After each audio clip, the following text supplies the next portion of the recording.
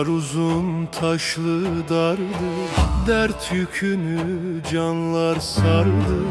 Gözlerimde yaşlar vardı, yol eridi ben yoruldum. Yoruldum, dost elimden tut beni. Yoruldum, aşk meydanında yak beni. Yoruldum, hak divanında sor beni. Yoruldum, benzim soldu.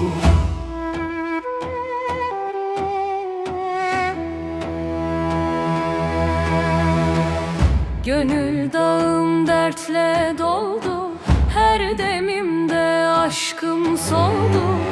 Giden geri dönmez oldu, gönül kırık ben yoruldum. Yoruldum, dost elimden tut beni. Yoruldum, aşk meydanında yak beni. Yoruldum, hak divanında sor beni. Yoruldum, benzim soldu.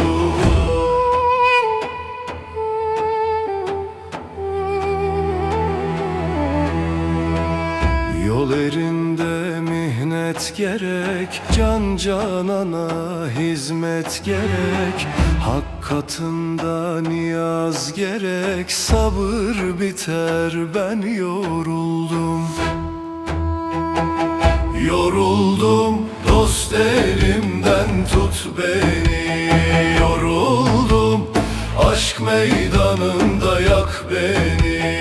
Yoruldum, hak divanında sor beni. Yoruldum, benzim soldu.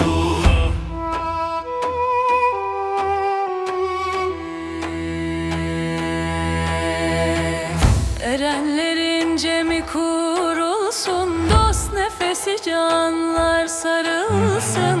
Gözlerimden yaş durulsun, hak aşkında ben yoruldum.